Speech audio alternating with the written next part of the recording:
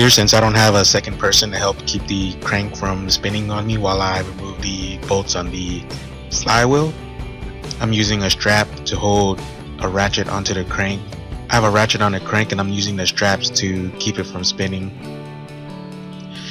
I was having a hard time getting to the top two bolts on the transmission, so I had to take a break from that, and I started removing the intake manifold because I needed to do the valve cover gaskets anyways, and also have new spark plugs for my engine. And then this ended up working out because by removing the intake manifold, I was able to gain access to the top two bolts a lot easier since my arms are kind of big. But if you have small arms, this wouldn't really be an issue.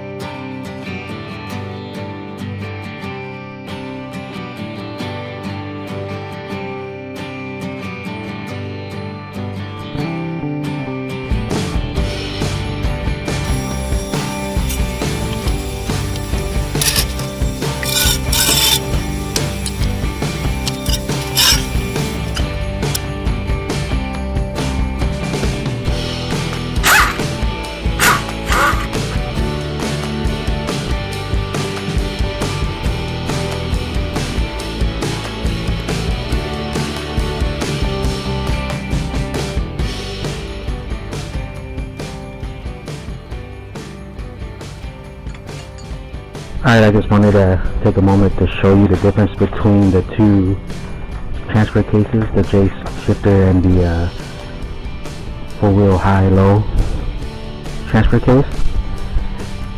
So this is the J shifter right here. I mean, aside from the obvious J shifter, but you know, sometimes when you buy these, they don't always have the shifter on them.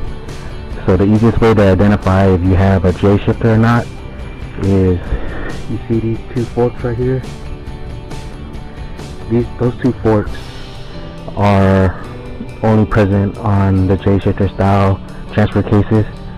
You know, transfer cases with the all-wheel drive button have a big actuator at the end of the transfer case. Like kind of here in the J shifter, there's no actuator for the all-wheel drive button. Like, so for example, here, see, this is like a huge actuator for the actual all-wheel drive system, and so this one only has a high and a low and a neutral. There is a J shifter with the high, low, two-wheel drive, but also with an all-wheel drive button. I don't know if that would work on the swap itself. Only, as far as I know, only the limiteds came with this, so any 96 to 2000 4Runner should have the J shifter that you need without the all-wheel drive button, and the only the limiteds came with this high-low all-wheel drive system. So unfortunately, I bought a 96 limit parts truck, and it came with this, and I couldn't use it.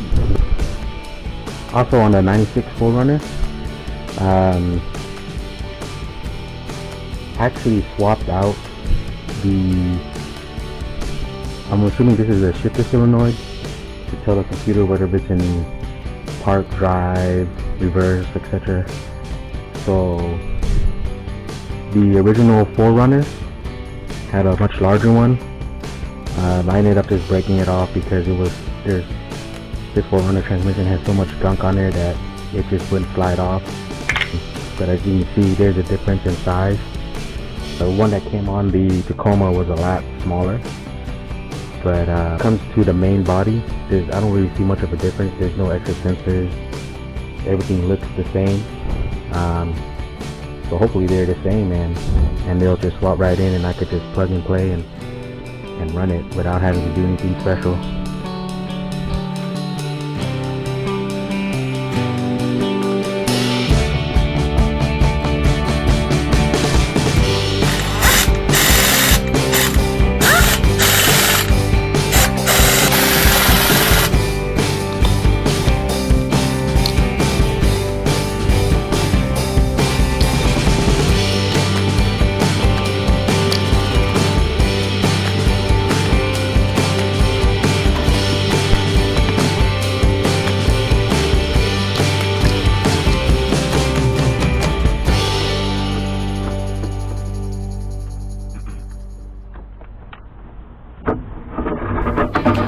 So I forgot to get the 4x4 plate when I was stripping the 4Runner. Since I forgot the plate, I might have to drill a hole and cut out this little X right here. So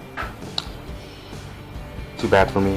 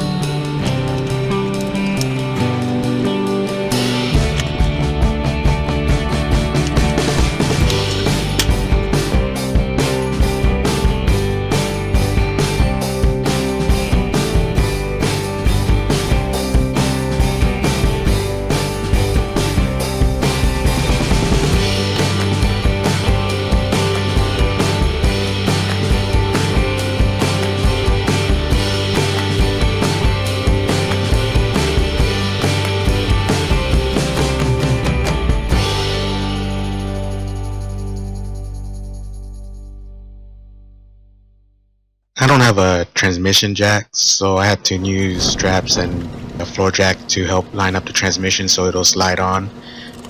For some reason, my camera stopped recording towards the end of the video here, and it didn't record me mounting up the rest of the transmission.